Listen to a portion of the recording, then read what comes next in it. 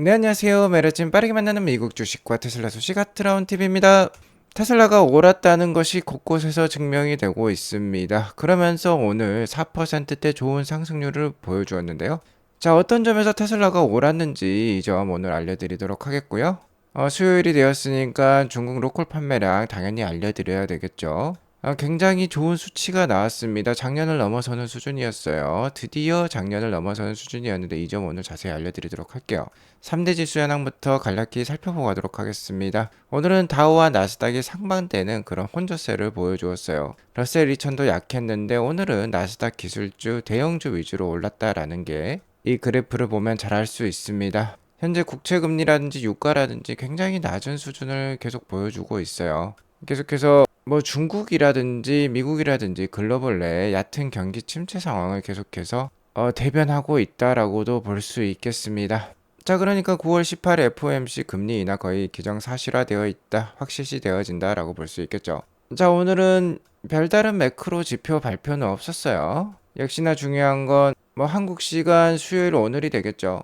프리마켓 때 발표가 될, 그러니까 저녁 9시 반 이후에나 발표가 될 미국 CPI 지수가 중요하다고 볼 수 있겠습니다. 자, 그리고 그 전에 한국 시간 오전 10시경에, 금일 오전 10시경에 미국 대선 후보 2차 TV 토론이 있어요.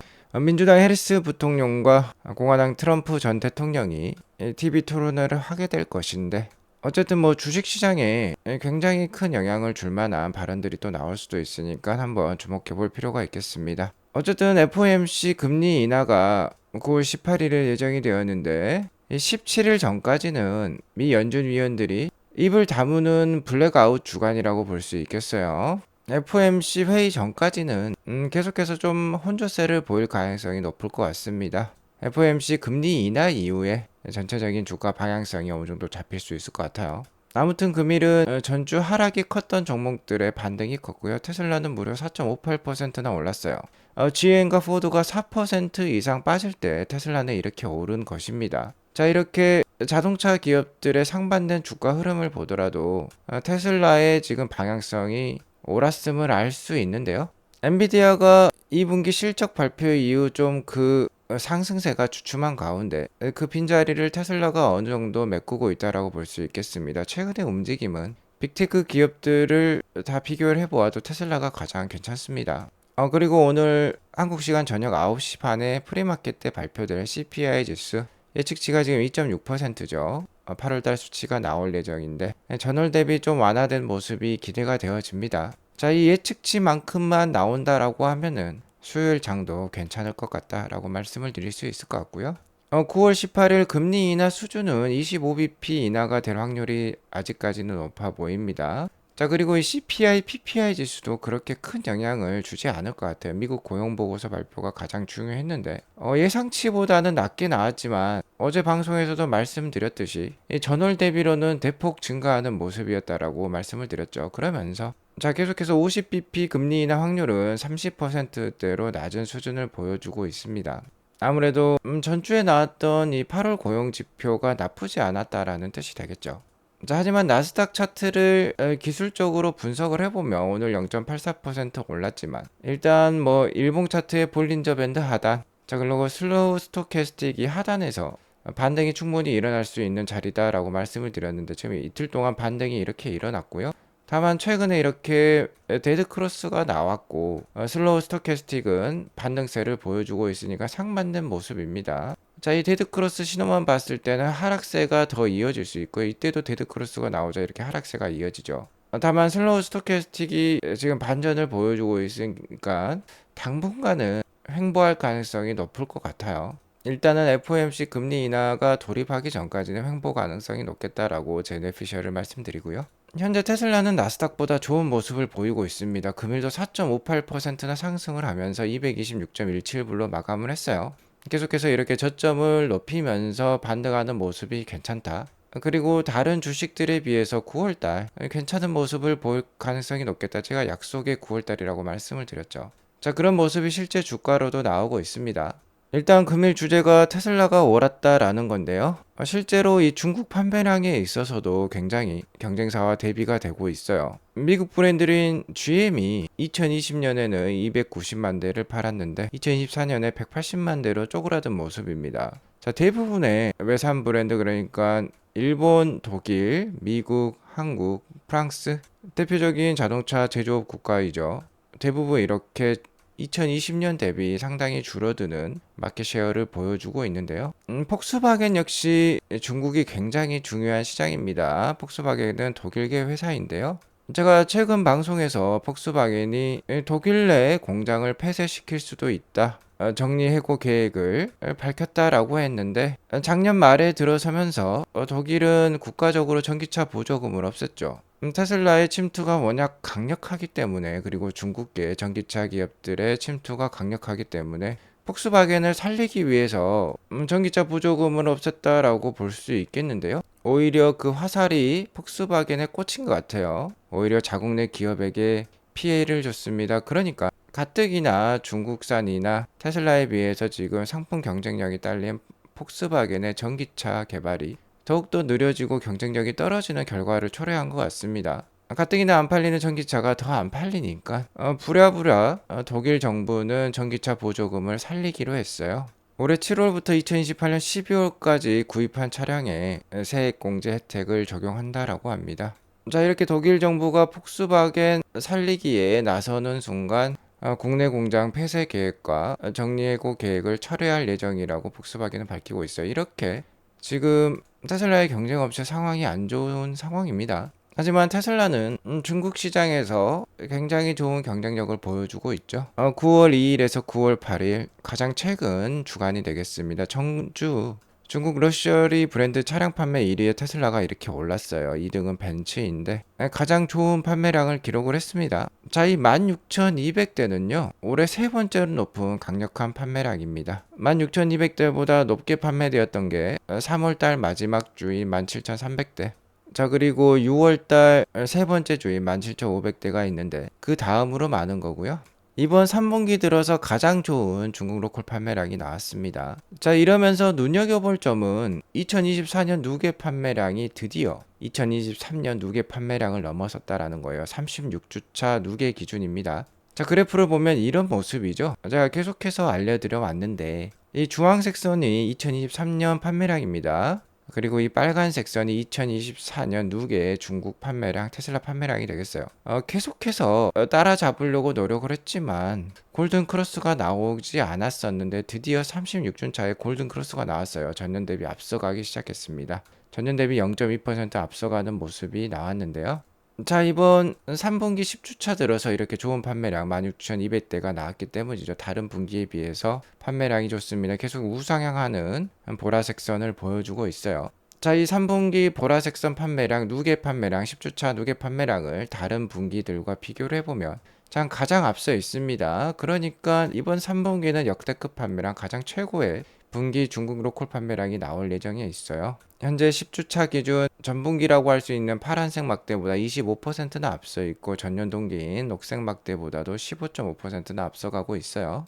경쟁사와 매우 대비되는 강력한 흐름이라고 볼 수 있겠는데, 경쟁사는 전주에 이렇게나 판매량이 빠졌습니다. BYD, 니온 20%대 이상 빠졌고요. 여기 보시면 럭셔리 브랜드들이 나와 있는데 메르세데스 벤츠, 아우디, BMW도 이렇게 다 하향 추세인데 테슬라만 이 녹색 막대인데 계속 상승 추세인 거죠. 자, 올해 3분기 들어서 이렇게 대비가 되는 모습이 나오고 있습니다. 3분기는 7월달부터인데 7월달부터 테슬라의 녹색 판매량은 이렇게 계속 오르고 있고 다른 럭셔리 브랜드의 판매량은 이렇게 좀 우하향하는 모습이 나오고 있죠. 자, 아무래도 10월 10일 로보택시 공개를 앞두고 테슬라의 완전 자율주행 기술이 또 내년 1분기에 지금 중국에 도입될 예정이죠. 그런 것들이 후광 효과로 반영이 되는 것 같아요. 이왕 럭셔리 브랜드를 살 거지면 자율주행차가 되는 것을 사는 게 좋겠죠. 중고차 같이 방어에도 훨씬 좋을 것입니다. 그러니까 이런 대비되는 모습이 이렇게 지금 나오고 있다고 볼 수 있겠습니다. 자, 그리고 무엇보다도 모델 3 판매량이 굉장히 잘 나왔어요. 전주 중국 로컬 판매량 6,400대가 모델 3로 기록이 되었는데, 자, 거의 역대 지금 최대 모델 3 판매량이 나온 것입니다. 자, 아무래도 모델 3는 유럽으로 수출이 많이 되던 모델인데 최근 EU에서 중국산 차량에 대한 관세를 추가적으로 부과하기로 했죠. 그러면서 중국 로컬 판매량을 더욱더 늘려가고 있는 테슬라라고 볼 수 있겠습니다. 아무튼 이 모델 3가 중국에서도 잘 판매가 되고 있고 뭐 한국에서도 잘 판매가 되고 있죠. 글로벌로 잘 판매가 되는 게 모델 3예요. 유럽에 판매할 수 없으면 다른 데로 판매량을 늘리면 되겠죠. 자, 모델 3가 잘 판매가 되자 모델 3 대기 기간이 늘어났어요. 기존에 3주에서 5주였는데 4주에서 6주로 대기 기간이 늘어났습니다. 자, 어제도 말씀드렸지만 일론 머스크가 기가 상하이 중국 공장은 지금 풀캐파로 돌아가고 있다라고 했는데, 자, 이렇게 대기 기간이 길다라는 거는 수요가 그만큼 받쳐주고 있다라는 뜻이 되겠죠. 이런 상황에서 캘리포니아에서는 모델 Y 주니퍼 신규 리프레시 모델이 위장막을 싸고 있는 모습이 공개가 되었습니다. 팔로알토 지역에서 모델 Y 주니퍼의 위장막 사진이 이렇게 공개가 되었는데요.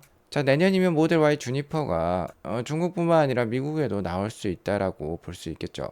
아무튼 지금 테슬라 상황이 괜찮습니다. 자, 여기에 더불어서 오늘 주가가 4%대 이상을 상승을 보여주었던 또 다른 이유는 이게 있을 것 같아요. 자, 지난 8월 20일경에 테슬라의 관세가, 그러니까 유럽에서 중국산 테슬라에 부여하는 관세가 10 플러스 9, 그러니까 9% 추가 관세가 붙으면서 19%라고 말씀을 드렸는데, 이것도 약 한 30.8%에서 19%로 굉장히 낮아지는 좋은 결과였어요. 다른 기업에 비해서 19%니까 훨씬 더 낮은 관세를 부여받았다라고 보았는데요.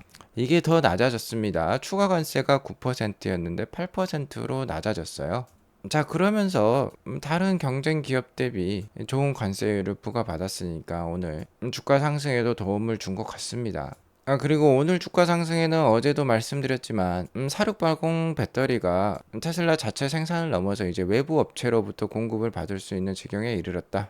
파나소닉 일본 공장이 4680 배터리 생산 체제를 갖췄고 대량 생산을 이제 시작한다라고 어제 발표를 했죠. 4680 배터리의 장점은 굉장히 많습니다. 기존의 2170 배터리에 비해서 굉장히 다 좋아져요. 에너지 밀도 향상되고요. 제조 비용도 절감이 됩니다. 충전 속도도 더 빠르고 안정성도 더 올라간다라고 합니다.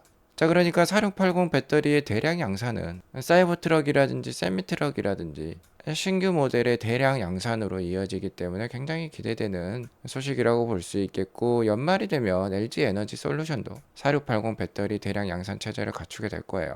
이러한 점도 오늘 주가 상승에 기여를 했고요. 자, 무엇보다도 한 달여 앞으로 다가온 로보택시 공개 기대감이 크다라고 볼 수 있겠습니다. 자, 10월 10일이면 로보택시를 이제 만나볼 수 있는데요. 딱 한 달 정도 남았죠. 자, 이렇게 2인승의 차문이 위로 올라가는 이런 멋진 모습을 보여줄지 사뭇 기대가 되는데요. 제가 9월 시작하자마자 9월은 약속의 달이고 테슬라가 좀 더 강한 모습을 보여줄 것이다 라고 말씀을 드렸는데, 역시나 로보택시 공개 이전에 완벽한 FSD를 선보이기 위한 FSD 다량의 호재가 나올 것을 예상을 했기 때문이죠. 자, 이제 9월 말까지 사이버트럭 전용 12.5가 FSD가 나올 가능성이 크고요. 고속도로 주행마저 완벽한 엔드-투-엔드 AI가 될 것으로 예상이 되고 있습니다. 지금 중국에서도 테슬라가 잘 팔리고 있고 미국에서도 괜찮은 판매량을 보이고 있어요. 아무래도 10월 2일 정도의 3분기 인도량이 로보택시 공개 이전에 공개가 된다라고 하면은 나쁘지 않을 것 같습니다. 많이 보는 분들은 뭐 47만 대에서 48만 대까지도 보고 있어요. 어쨌든 뭐 한 46만 대만 나와도 올해 들어서 가장 좋은 판매량을 보이는 것입니다. 그래서 인도량도 그렇게 나쁘지 않을 것 같아요. 그리고 최근 방송에서 이 사이버 트럭이 이제 비전 기반으로 오토파크, 그러니까 자동 주차를 할 수 있게 되었다라고 말씀을 드렸는데, 비전이라는 단어가 중요한 겁니다. 카메라만으로 자, 이렇게 자동 주차를 한다라는 거예요. 뭐 라이다라든지 레이더라든지 센서를 이용하지 않는 것입니다. 뭐 사람도 주차를 할 때 눈으로, 그러니까 비전 기반으로 주차를 하지만 후방 감지, 뭐 전방 감지 센서가 뚜뚜뚜뚜 울리면서 주차할 때 도움을 주죠. 그러한 것 없이 이 사이버 트럭은 오로지 이 사방에 달린 카메라만으로 주차를 한다라는 거예요. 제가 오늘 방송 주제를 테슬라가 옳았다라고 말씀을 드렸는데 바로 이 뉴스 때문입니다. 대표적인 라이더 기반 자율주행 솔루션을 개발하고 있는 업체죠. 모빌아이가 되겠습니다. 거의 뭐 1세대 자율주행 기술 개발 업체라고 볼 수 있는데 인텔이 소유를 하고 있는 회사죠. 자, 일론이 옳았고 테슬라가 맞았다라는 게 지금 드러나고 있어요. 왜 그러냐면 모빌아이가 그동안 기반 기술로 적용을 해왔던 이 라이다 기술 개발을 중단한다라고 합니다. 테슬라는 그동안 라이다가 비용도 많이 들 뿐만 아니라 디자인상으로도 거추장스럽고 자율주행 기술 개발에 있어서도 한계가 있다라고 생각을 하면서 비전 기반으로 계속해서 AI 기술을 발전시키는 방식으로 테슬라는 FSD를 발전시켜 왔는데요. 모빌아이가 라이다 개발을 중단을 했다라는 건 테슬라 방식이 옳았다는 것을 반증한다라고 볼 수 있겠죠.